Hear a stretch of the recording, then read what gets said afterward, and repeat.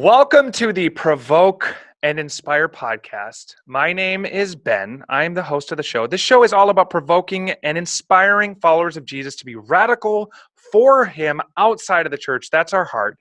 Joining me as always is David.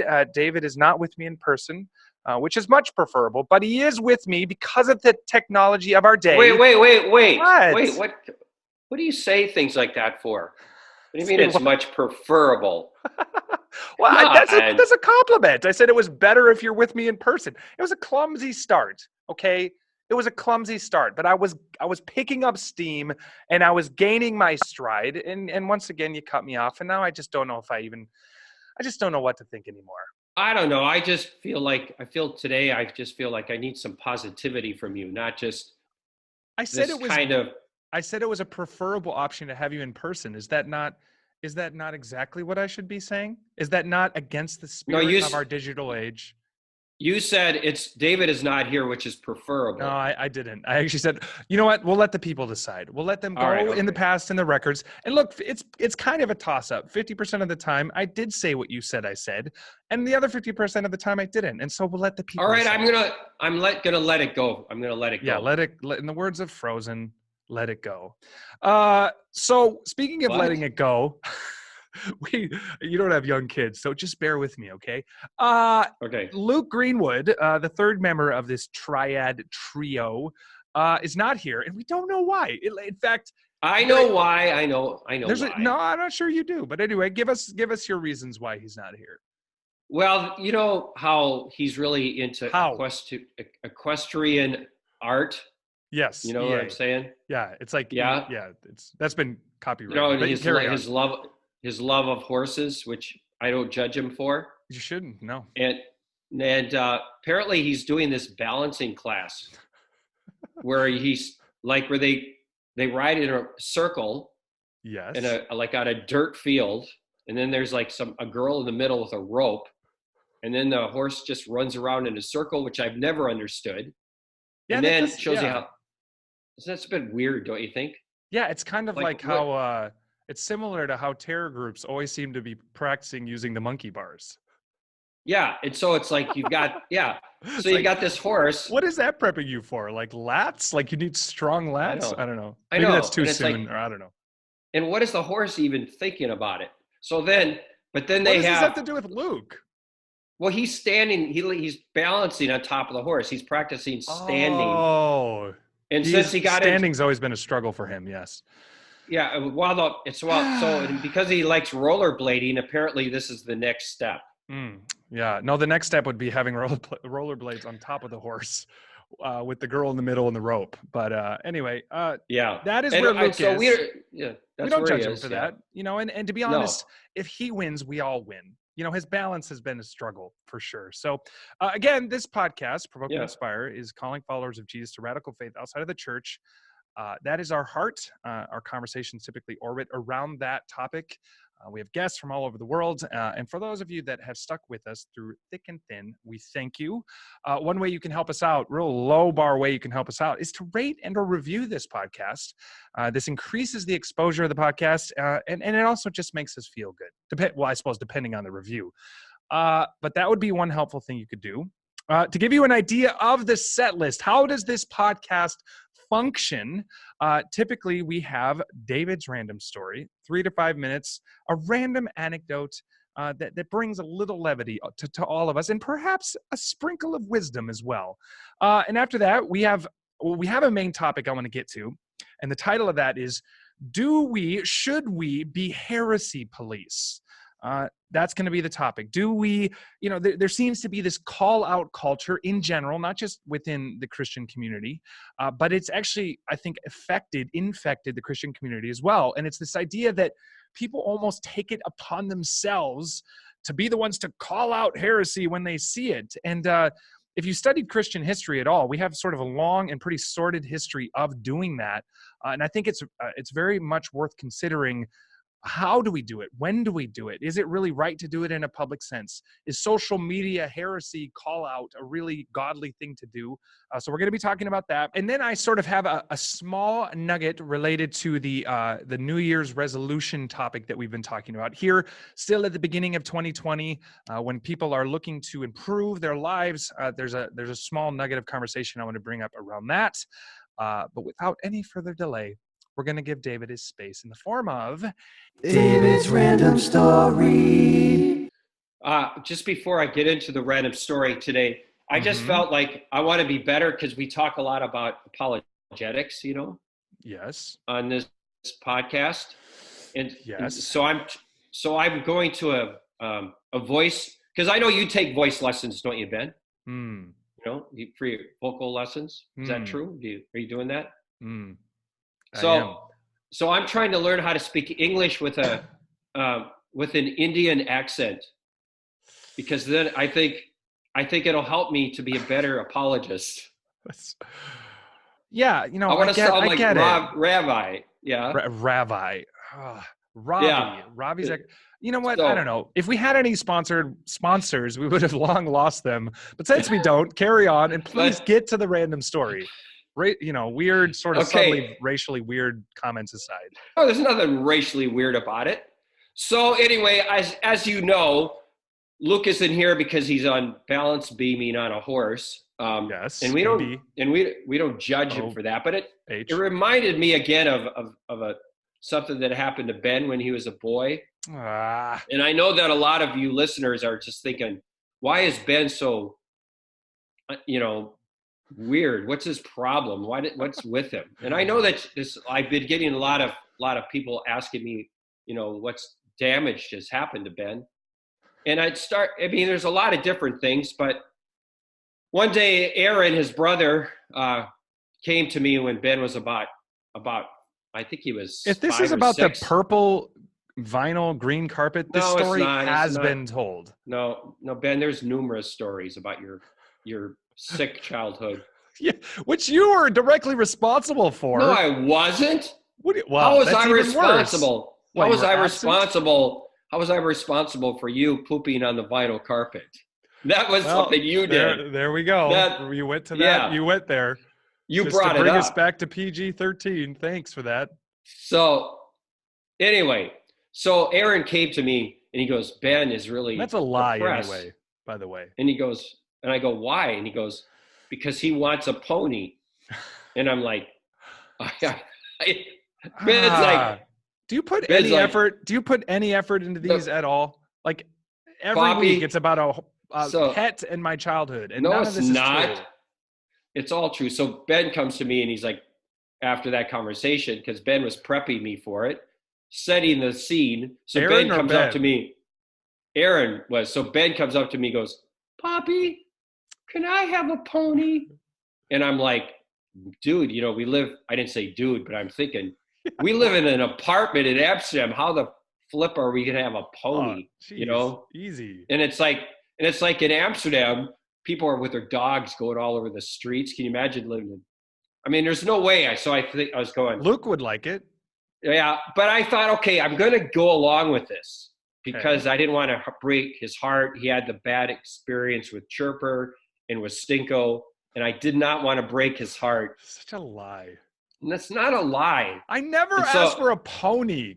Yes, on. you did. You got to try a little hard. Are we getting this desperate? We're just resorting to total lie. I'm not lying. Yes, I never wanted a pony. Yes, you did. So I'm going, yes. So I said, yes. So Poppy, I want a pony. I said, okay, no worries. We're going to get you a pony. And so I said, he kept going. Every morning he'd get up and be eating his Bambix. And he'd be going, where's my pony? I did like Bambix, which was sort of like Wheat Bix for the Kiwis and Australians.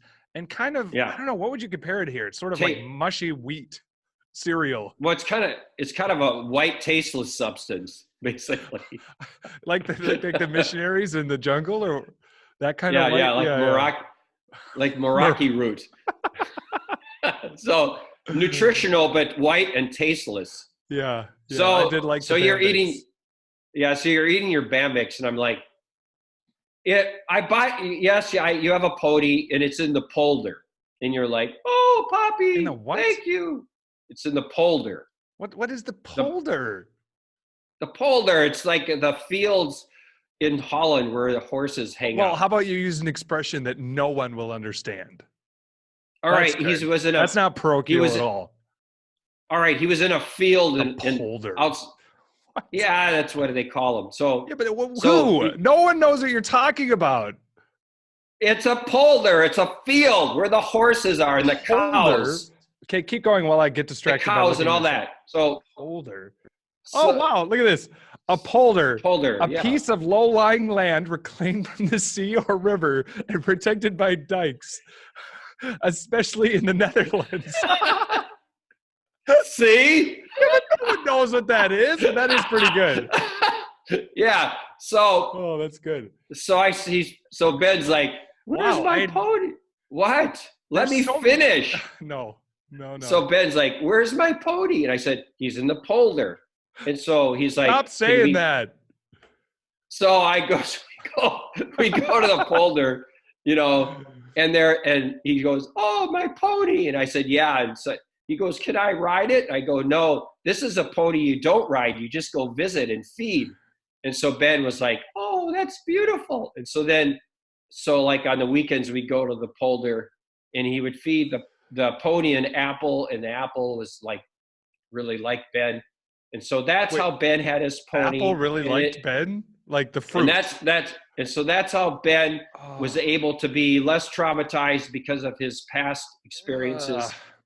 And I think that was a good example of good parenting. Yeah, well, which apparently you had nothing to do with, as you just said. What do you mean? Well, you just said you had no responsibility for my childhood. How is that possible if you were... Anyway, here's the hard part about your stories.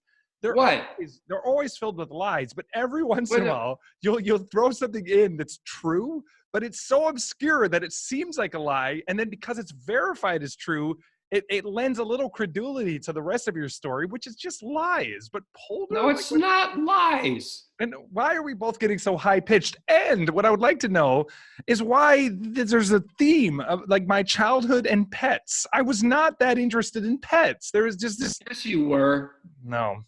Yes, you were. Anyway. Let's move along. It's been good. I'm not going to lie to you. It's been real good. Something I want to mention is we're part of a larger missions organization called Steiger. We reach and disciple the global youth culture for Jesus. We do so by establishing city teams in urban centers all over the world that do ongoing evangelism and discipleship to the global youth culture. We partner with churches to do this. And we need you to be involved. We want to have 100 of these city teams by 2025. And obviously that's a very, very large vision that encompasses everyone, whether it's praying for it, whether it's financially giving to it, whether it's coming to our mission school and being part of one of these city teams. Maybe it's starting a city team. Obviously you would go through our process to do that, but there is a way for you to be involved. Now, one of the things I want to highlight, we often mention our mission school, the 10-week school. There's 2 of them that run over the summer. It's, of course, a very high level of commitment, and it's not necessarily for everyone, but there are shorter ways that you can engage. And Luke mentioned this a few weeks ago, and it's through one of these impact trips. Now, if you go to steiger.org, steiger.org/impact2020, you will see some of the trips that are happening in this next year that you can be part of. We're doing one in Amsterdam. We're doing one in Kyiv. We have our Global Youth Summit at our International Center. We're going to Polish Woodstock. I guess it's now called Poland Rock Festival. It's the largest outdoor secular festival in Europe, 700,000 people. I mean, yeah. We're doing one. I was just going to say how many people were there. Yeah, I said that. But we're doing one in London. So these are short trips, about a week long typically. You will get sort of hear about our hearts, our DNA. You'll get a chance to go out into the streets, preach the gospel, see God move in power. It's a very, very powerful, dynamic way to get a taste of our mission, to be used by God, and to kind of take that first step into seeing how God might call you into this larger Steiger mission and vision. So again, steiger.org/impact2020 for more information. Yeah, man, we've had unbelievable things happen during these big, bold outreaches on the street. Yeah. So really, if you, it'll be a life-changing experience. You need Absolutely. to be a part of it. Yeah, and as I said, there is a place for you in this vision of 100 city teams by 2025. Doesn't matter where you are in the world. I mean, we have a vision to put one of these city teams in urban centers in virtually every continent. I think Africa and Antarctica are the only continents right now where we don't have this vision, but that vision will come for sure in the very near Yeah. future. So consider being a part of that. And also, if you come to the Amsterdam, which I think many of you should, you will have an opportunity to see Ben's pony at the polder. Yeah, won't that be a treat? One thing I want to mention real quick before we dive into the main topic, this idea of being a heresy police, calling out heresy when you see it, is diving a little bit into this New Year's resolution thing that we've been talking about over the last few weeks. Obviously, as you approach a new year, and then even in the few weeks after the new year comes, it tends to be a time of reflection and improvement and wanting to set goals. And we've been looking at that. We threw out a few challenges, things to consider, getting up a little bit earlier to seek God, being more disciplined with your phone use. A personal challenge of mine has been not to end every night watching some TV show, but spending that in a different way. But the thing I want to talk to you, David, about is something my pastor said this Sunday, which I thought was really great. He talked about the idea that it's not enough to have a human vision. We need to have a godly burden, right? And he talked about Nehemiah, which is a story we often talk about, that Nehemiah didn't have a idea, right? Okay, I got to go rebuild the wall. God really did something in him that was deeper than just an idea. And so I think a lot of people struggle because they have ideas. They might even be spiritual ideas, but they don't have a godly burden, like something that's actually going to endure difficulty, that's going to persevere, and he gave statistics about, I don't know, 80 something % of people don't even make it beyond January with the goals that they set, and only something like 8% of people who set goals even accomplish any of them throughout the year. So in your experience, what's the difference between a human vision, even a spiritual vision, and a true godly burden? And how do we recognize the difference, and how do we get the latter as opposed to the former? Well, to me, it always gets down to denying myself and taking up the cross and following Jesus, because these goals can be goals that I have from, that I am interested in. I want to, in my case, I want to speak to more people. I want to be on a bigger stage. I want to be in more countries or whatever. And those can sound like noble goals, but they can be very much really me in the center kind of goals. And so what I need to do is I need to take away myself in the center of my goal setting and actually say, Jesus, I want to know you, and I want you to give me your ideas, your goals, your burden. And I think when I do that, when I say, Jesus, I want your ideas, your goals, your burden, is when that I will receive this mission calling from him. But I think it doesn't start with me listing things that I want to do, but I think it starts with me saying, God, I surrender to you. My life is yours. What do you want from me? Give me your heart. I want to feel the world the way you feel the world. I want to see my neighbors the way you see my neighbors. I don't want to waste this time that you've given me. And when I approach God with that kind of attitude, then I think the goals that I set for my life will be a mission, not just self-improvement. It could be even self-improvement in my spiritual life, Yeah. And maybe God wants me not to do so much for him, but to know him more. And Right. that should be my goal. Right. Yeah. And I think there were many things that my pastor said that I resonated with, but part of it, I think, is that it has to be something that's directed from God. Like, we can't just either come up with an idea. And to be honest, when it is that way, it's often the way we do it is we look at somebody else's vision or somebody else's burden, and we take that on, right? We say, oh, they're doing good things. Maybe I could just do what they're doing. And I don't think that's the kind of vision that's going to last. It's anything that's worth doing is going to be a fight, right? It's going to come with a high degree of opposition. Even looking at the story of Nehemiah, he dealt with a lot of opposition. he had to take a lot of risk. And ultimately, an idea, just a good idea, is not going to persevere through difficulty, right? It's got to be something that's deep inside of you that's like, I have to do this no matter what, and you've talked about this in the past. It's this mentality like, if no one else goes with me, if everybody abandons me, if everything around me fails, I'm going to keep doing this because I'm so compelled. I think of 1 Corinthians 9:16.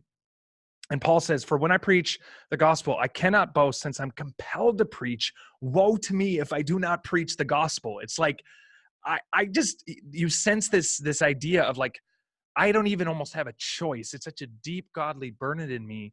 And I think a lot of the failure for people to accomplish these visions or goals is because they're good ideas, but they're not godly burdens. Don't you think?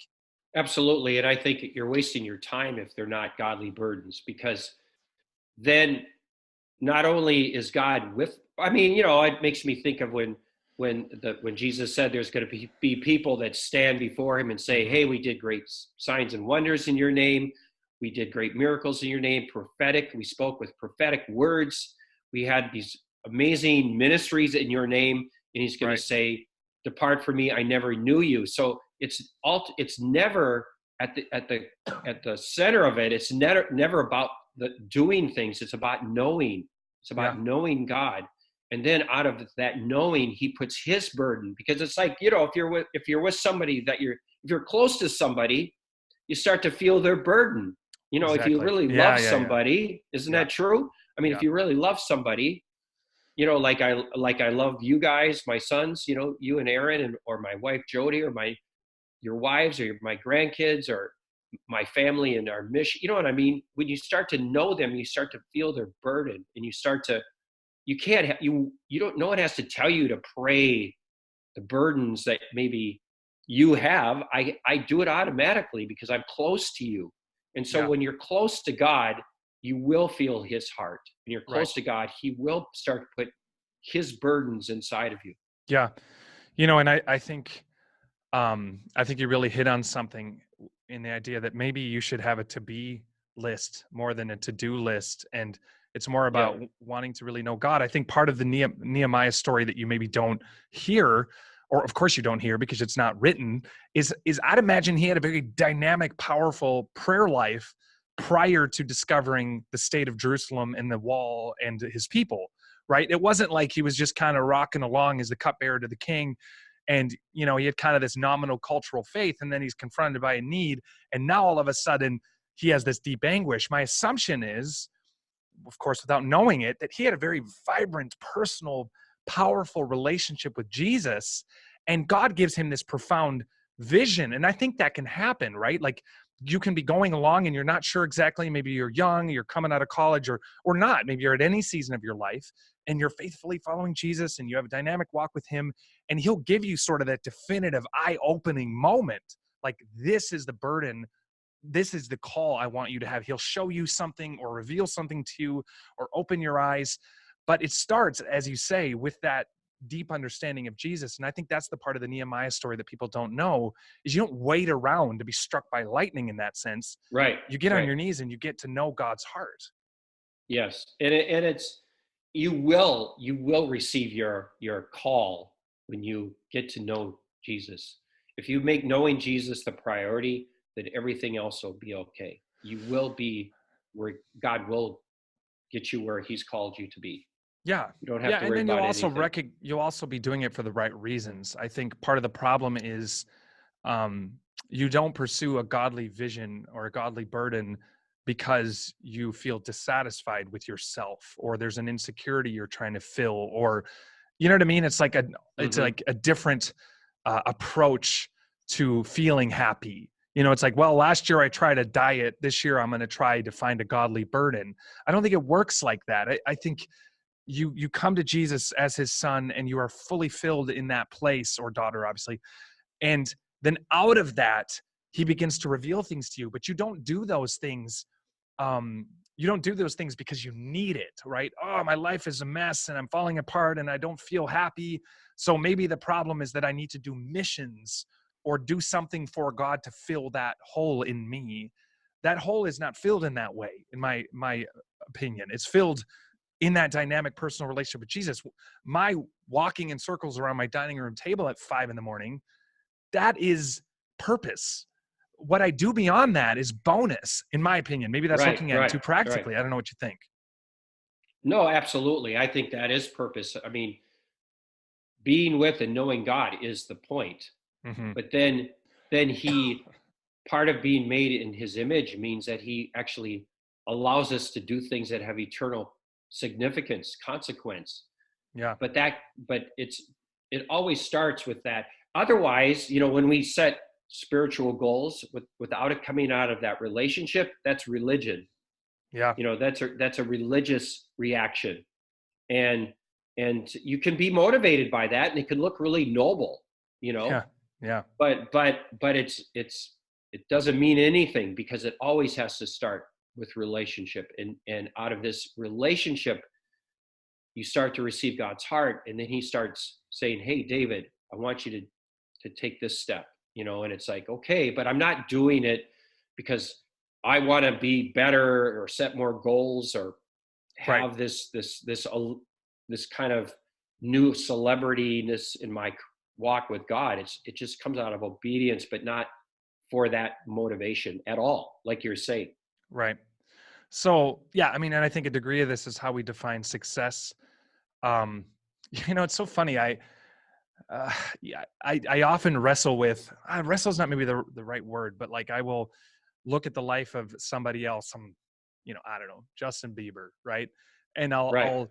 I'll find myself in a fleshly sense going, man, imagine having all that money or having all that fame and influence and opportunity and, this really dumb kind of thoughts about, being seduced by that kind of stuff. And I think, even last night I was kind of reflecting on this, and I was thinking, do I really believe, and I've said this on this podcast before, that sort of a rearrangement of finite things, of earthly circumstances, is the difference? That ultimately is what my heart most longs for. And the answer to that is obviously not. And it's not to say that to judge other people and to kind of, oh, they must be miserable, they have all this stuff. No, that's not really the point of it. It's more continuing to bear before Jesus my heart and say, what is it that I really long for? What really gets me out of bed and motivates me? Is it really just that I want to have more influence, more financial freedom, or more ability to go on a nice holiday or whatever? Or am I really subtly buying into that lie? And is there that kind of a undercurrent driving force of even the things sadly I want to do for God, Yeah, for me, it's not about, if I look at Justin Bieber, I don't Well, look I at him don't and know. I go, was just throwing out a no, dumb. no, but what I mean is, I'm using, I know, but to me, if you look at that kind of a person, I'm not like jealous of their money. To me, it's influence. I And that's always more think, what I meant. It's yeah, like, yeah, he posts some picture of right, him and his dog, and there's like 6 right, million people like it on Instagram. And I think, imagine what you could do with that kind of influence. Not to say he's not doing right. great things, as just randomly used him Yeah, he as an actually is. example. But Yeah. yeah, and so for me, I get jealous for that influence. And then part of me thinks, well, is that a God-given jealousy? It's like God is pushing me. He wants me to be someone he can use to have more influence, or is that selfish ambition? You know what I mean? Yeah. And there's always that kind of like, where is this coming from? But I think Yeah. if I like you, to use the example of you, how you get up at 5 a.m. and you walk around your dining room table because you live in Minnesota where it's a million I know. degrees below zero. I know. I can't Um, go outside. no, that's where you find out, is this motivation right or not? You Yeah. know what I mean? It's like I'll say, man, he's said to me many times, just, I've given you the platform I want you to have right now. Yeah. Be Yeah. faithful. Quit Yeah. looking at other people. Just be faithful. And Yeah. I'm proud of you, and I like what you're doing. And nothing else matters at the end of the day.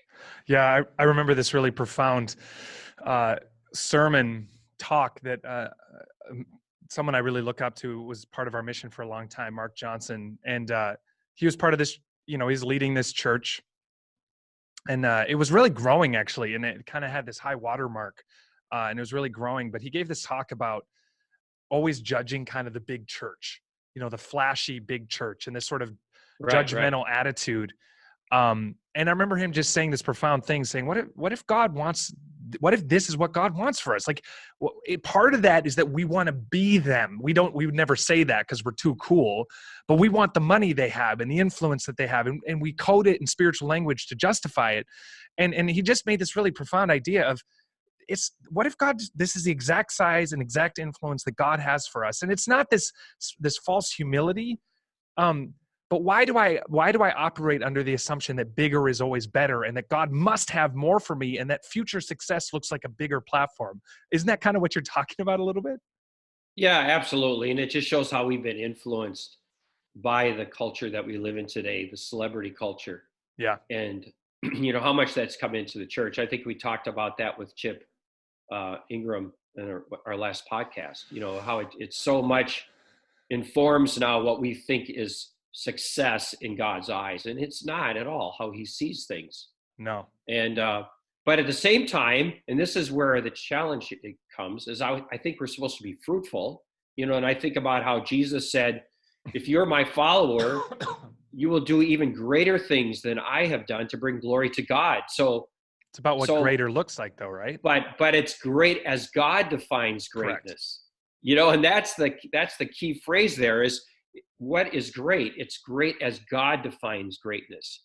And so how am I going to know how God defines greatness? By being with him, by knowing his heartbeat, by understanding his how he sees me, what place he's given me to, what is my role? What does he see as greatness, Yeah. And so I think that's the critical point that I have to understand.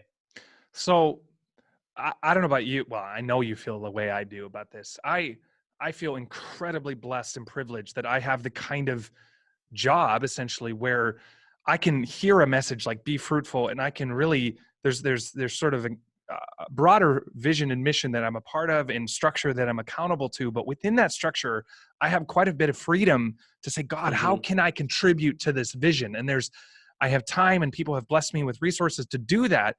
What would you say to someone who they kind of feel like they're just doing the same thing and they feel this intense call on their lives, but not everyone can just do what I do. Some people are called to be faithful to the jobs they have and stewards of that. But they desperately feel like this has got to be a year when they want to go deeper and have that godly burden that we've talked about. Yeah, I don't think it has anything to do with what your occupation, I know people who are pastors who have no vision, no passion, that don't have any idea of God's calling. I know missionaries that are the same. And I know people who are working, for UPS that are full of passion and vision. UPS, for those that don't know, delivery, driving a delivery truck. I know guys that work security at a grocery store who have tremendous vision and passion. It's not about the job. It's because everything that we do it says we should do it as unto the Lord. So if for a time when I was in university, to earn money, I had to clean toilets in a factory, and that's not exactly a job that you would seek after, right. Be a toilet cleaner in a factory. But anyway, God gave me this job. Now I could go do this job and just go, what am I doing? I'm wasting my life. This is just pointless. Or I could say, okay, I'm going to do this as worship to God. Then that very menial task that nobody wants to do becomes important because of my attitude in it. But also, I think what makes my life become extraordinary is what I do with my free time.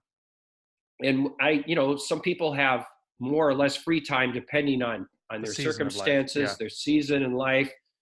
There's a lot of circumstances that determine your free time, but it's what I do with my free time that makes my life extraordinary. What do I use that time so I can be closer to God and know him more? Or do I use that time just to be online, like we've been talking about? And when I have pushed through and said, God, I got to know you, not do things for you, but I got to know you more. That's when the mission started, when I was a student at the university, or when I was doing construction for a time in the summers, to try to earn money. That's when the mission starts. Yeah, yeah, absolutely. And I do think that, um, people have more resources at their disposal than they're often aware of. And there tends to be a lot of waste, and there's practical things you can do in terms of, we understand that you should, write down all your expenses and look at your finances, and it tends to reveal like, wow, I'm spending $140 a month on Starbucks, probably could cut that out. I think in the same way, you can look at your time and you can, be more productive. You can say, I'm gonna get up, or I'm gonna sacrifice this, or whatever may be. But then I think out of that, I think you can trust God, right? He is not Yeah. confused or limited by your circumstances. He knows you need to provide. He is a bigger mind than we have. He has a bigger mind than we have. He knows everything. He knows that you need to provide. And so I think that if your desire is to sincerely know him, and you make those extraordinary efforts to seek him and to ask him, and to be honest before him and say, God, I don't want to be ungrateful, but I feel like maybe there's something more you could use me for, or use me to reach people, open my eyes, expand my heart, whatever it is. I think he will do one of two things. Sincerely, I think he will either begin to open your eyes to the reality for ministry within the context you're already in, Yep. right? He'll start to illuminate the potential of that, and he'll start to draw you out of the box, maybe in your context, to say, have you considered these people in the world you live in that I love, that I want I want them to know me? Have you considered the platform you already have? Or I think he'll start to draw you out of that, and it'll be faithful, and it'll be a process, and he'll confirm it. And as you often say, your gift will make a way for you. But I really believe in the faithfulness of God, in that he has a dynamic calling for everyone. And often we kind of are divided between those that have it and those that don't have it, because we look to the world for the model for what that should be. And we fail to understand the holistic beauty of the body of Christ, and all the ways that can manifest in all the giftings.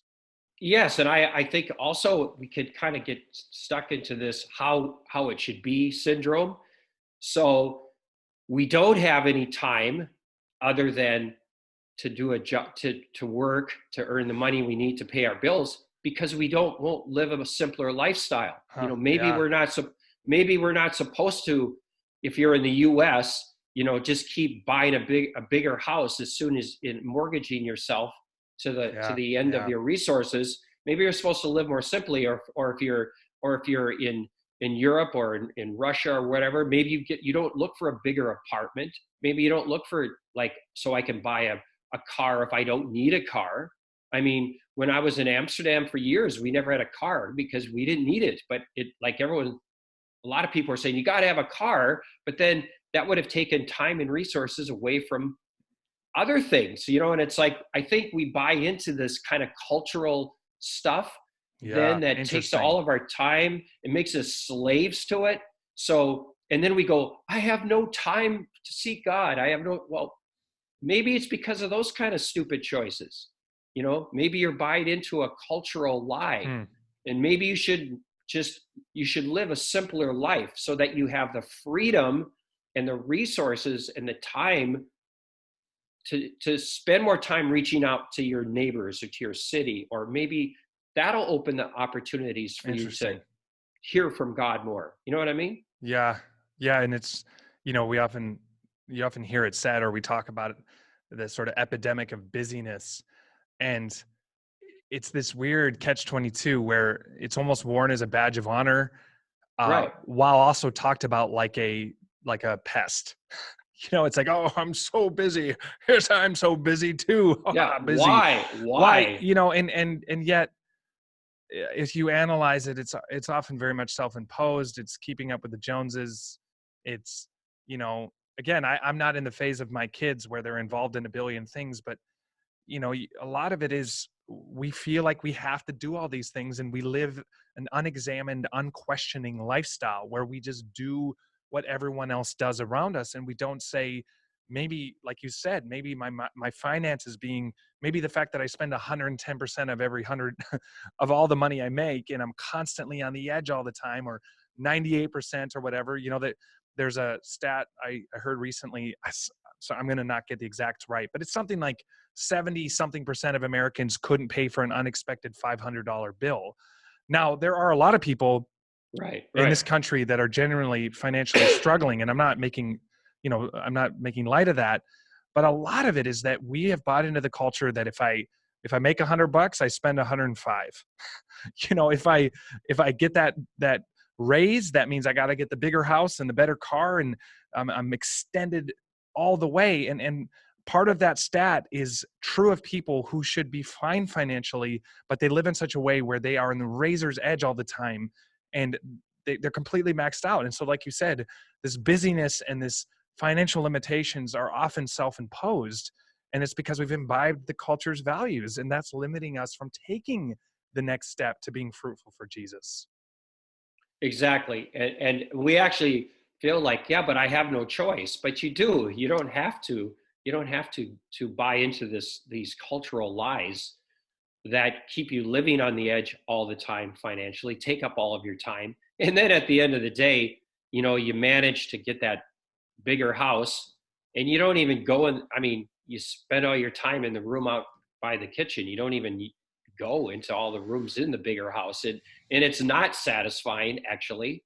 It doesn't give you fulfillment. Yeah. And you're going, well, God, why don't you call me to something? Is Christianity, following Jesus, just about, I'm a part of a church and then I work my butt off all the time and fall in bed at night exhausted? I mean, maybe it's because I've bought into some cultural lies that are making me slaves to this stuff.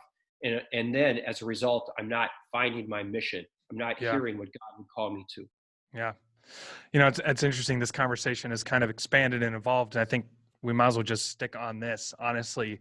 And we can get to the whole concept of heresy police on another episode that I think is a very valid conversation. So we'll make that a tease for future episodes here. But another element that my pastor brought up is the idea of the law of momentum, that at some point you just need to do something. You need to not overthink it. You need to not worry about it. Part of the problem is we contemplate and we speculate and we make plans and we worry about the obstacles and we wait for somebody else. And one thing he said that I think you really would resonate with, it's kind of the here am I, send you kind of approach, where it's like someone will come up to him, as the pastor, and say, I really feel like we should be doing this about this, or there's this problem, or I have this thing. And then he'll say, wow, it sounds like you're really passionate about it. Maybe you're the man or woman for the job. And they'll be like, oh, well, I'm busy, or how much of this is about saying, I'm going to do something. I might not have everything I need, but part of having that godly burden is, yes, let God put that burden on you. But then, like Nehemiah, he had to then do something, right? He had to then go to the king, get the money, get the time off, go build the wall. He had to eventually act. And so how much of this is about just moving? Yeah, well, I think that's because we can often be in a kind of Christian culture that doesn't ask anything of us. It's the consumer idea. You just go and you get inspired, but it doesn't ask anything of you. Right. And a true follower of Jesus understands that to follow Jesus means denying yourself, and denying yourself means it asks something of you. Right. And so it's not enough to say, I'm a follower of Jesus, but that's why in James it says, you say you have faith, but you have no deeds. I'll show you my faith by what I do. Right. And authentic living faith is going to create an action with the way I live. It's going to impact my lifestyle. It's going to inform the choices I make. And so I think that is something that, like you said, it's this here am I, send you kind of thing. It's more about, God, what am I doing in my life that I need to change so I can have the energy and the opportunity to hear from you more, and to reach out more to this dying world in a practical way. Is there anything I could do? Now, I know some people are listening to this and they're just going, I don't have that. Yeah, that's cool. You can talk this way about having these choices, but I don't. I'm just barely surviving here, barely feeding my family. So clearly we're not saying that if you're in that kind of situation, I think God has an answer for you in that situation too. Yeah. But I think for those of us who do have more options and more choices, I think this is something we need to seriously look at, because I think God is going to look at my life and he's going to look at what he's given me, and he's going to ask me, what did I do with it? You know, Yeah. was I a good steward of the place and opportunities that he's put me in? Yeah.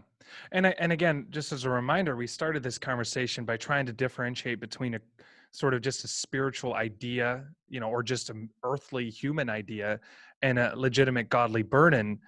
And I think that it's important to understand that a godly burden is not it's not guilt driven. It's not, Right, even though it's right. intensely emotional, it's not about guilt. It's about, I love Hmm. you, God. I care about the world you created. And if you could use me in any way, I'm willing.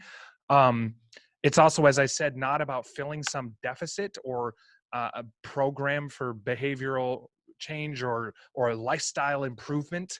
That this is, you tried yoga last year. Well, hopefully not. But you tried a workout program last year, or you tried journaling last year, and this year you're going to try to have a godly burden. It's not about that. And so it's not about earning God's love or fulfilling some identity gap. It's simply an inside out process. And so I think, and it's truly about understanding that, first and foremost, our satisfaction comes from Jesus, not these things. And we've got to, the reason I brought up the whole Justin Bieber thing is I've been doing this missions thing for a while, and still I will be seduced by the idea that if I just had X, Y, and Z, then I'll be happy. And when I know better. And so it's a real stubborn, intractable human thing that we think that having more, having everything right, having our circumstances in order, accomplishing a lot will bring satisfaction. And the reason why I emphasize that is, no matter who you are, no matter what situation you're in, there is true joy and satisfaction available to you, because it is not about circumstances. It's about knowing Jesus. And Yeah, then, and can I? Yeah, yeah, sorry. Go ahead. no, and then he'll give you No, grace for the season that you're in. exactly. And back to what the other point we were talking about. I mean, we have a lot of people. Part of our mission family are people that are in Russia. We have amazing teams in Russia, and there's a girl there. Um, I don't know if I should say her name. I won't, in case there's reason not to. But anyway, she had a job in the government, a very high prestigious job in the government in Russia. But she felt this mission call, and she felt like God wanted her to be a part of Steiger. So what did she do? She quit this high job, prestigious job, where they wanted her to actually be in a cabinet member or something. And now she cleans house, or not cleans houses. She's a nanny for some rich people in Russia, which frees her up to have time to be involved in the mission. And here's an example of where she could have said, yeah, but I have no time. I have this job, and it takes every second of my waking hour. You know what I mean? Mm-hmm. She made a change so that she could fulfill the calling that God has put on her life. Yeah. So anyway, I know I went back to what we were talking about before, but to me, No, that's a great example. it is a great example. But again, I think it's, God will lead you down that road. And that's not to say it won't be without risk, and it won't be without great faith. And it's also not to say that you'll choose to do it, though God reveals that path to you. There's a choice Right. involved, certainly. Um, but all that to say that there's satisfaction for everyone, and God is not limited by your circumstances, and He has grace for you in the season that you're in. And if your desire is to know Him and make a difference in this world, there is a role for you to play. I mean, as God's handiwork, you were prepared in advance for good works. It says that in Ephesians 2:10. So God, you were made by God, which means that promise applies to you. And if you would seek Him and say, God, I don't have that burden, I want to have it, I think He'd put that on your heart. And then if you would take the risks and maybe alter your lifestyle, if God so, asks you to, you'll begin to see God move, and it'll be filled with great challenge, and you will need to persevere. But ultimately, the reason why we fail in these earthly goals is because, one, they're earthly, and two, they're often something we're not that passionate about. They're just ideas. It's like, again, it's like my pastor said, again, he always writes, run a marathon at the beginning of the year, and he never does it because he doesn't really care. he's like, it's just a goal that he, feels cliche to write down, but he's not. If he doesn't run it, his year is fine. He's cool with his year apart from the marathon. And that's kind of how it is. It's like, okay, I got to, do something for Jesus, but we're not that passionate about it. We're not burdened by it. We're not willing to make any sacrifices for it. We're certainly not going to get up earlier to seek God about it. And so we're not going to get to it. And by the end of January, it's already forgotten, and we'll do it again in 2021. Right. And that's ultimately where we're trying to make the very important distinction in this conversation. Yep. No, that's really, really cool. Cool. Well, we did a Chad Ocho Cinco Johnson, just a shout out. We just went totally off script.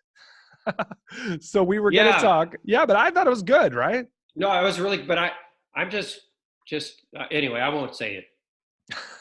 Wow. A rare moment of self-restraint brought to you by Khaki Pants. Anyway, thanks for listening to the Provoke and Inspire podcast. We hope you enjoyed this topic, unexpected as it was. Again, rate and review this podcast. It would really help us out.